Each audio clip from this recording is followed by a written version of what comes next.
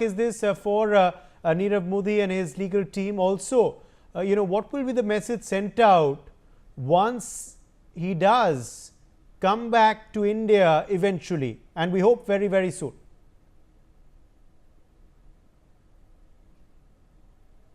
Sorry, is this question for me? Sharad Kohli, can you hear me?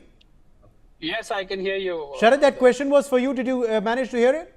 Yeah, I did hear. Okay, go ahead. This was pointed to Mr. Jotwani, but nevertheless, I can answer as well.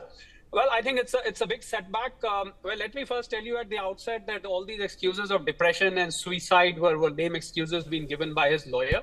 There is no depression, and as if he's the first prisoner in India. Nobody has ever been in Arthur jail, and nobody has ever been a prisoner in India. The conditions in Indian jail are far better. And why should he be accorded a VIP treatment anyway? Is he looking for a 5-star hotel? Is he going to a jail, or is he moving to a 5-star hotel?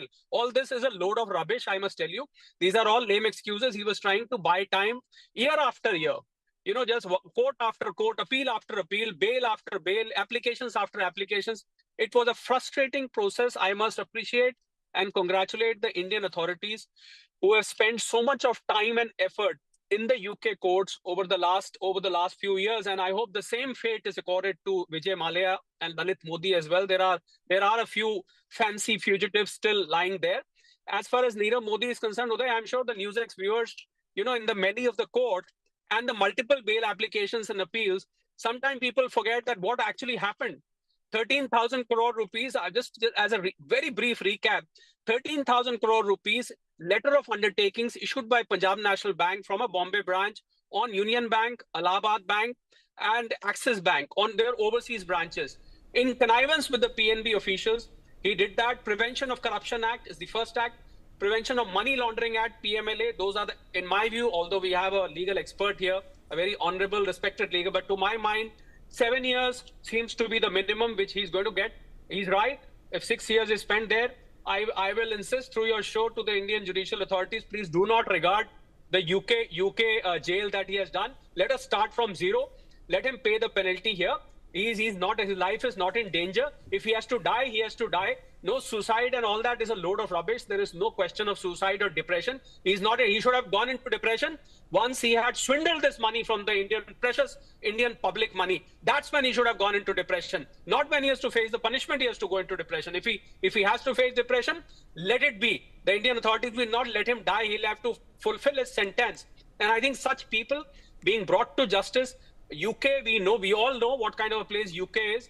Commit a crime here, go station yourself there and spend rest of your life in luxury and leisure over there. I'm so glad that Justice Sharp has finally given a sharp judgment. We needed a sharp judgment, and that sharp judgment has come.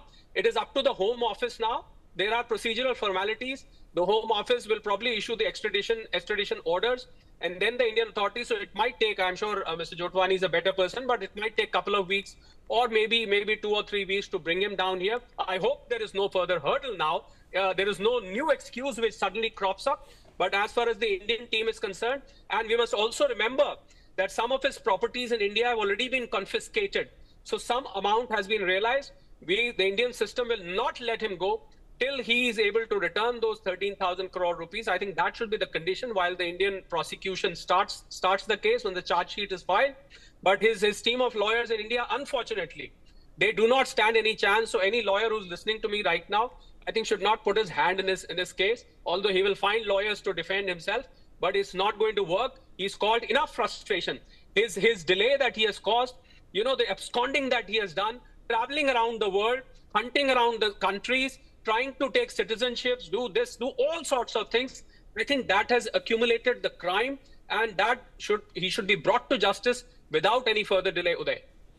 All right, let me in fact quickly also take that across to Professor Madhav Nalapath. Professor Madhav Nalapath, we saw how India successfully extradited Tahavur Rana recently from the United States of America. Now with the pace quickening on Nirav Modi's case, what kind of ripple effects will be felt on other cases involving other key fugitives, some of those who Sharad named, and others also, not to forget Mehul Choksi, who continue to be abroad and evading the law? The jail is a very tough situation to endure. but it's